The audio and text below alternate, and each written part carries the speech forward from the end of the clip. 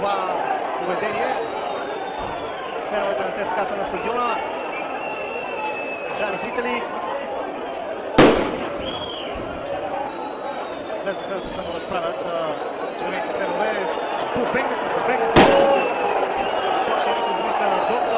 Мисля, че драма се случва тук на стадион на Българска армия.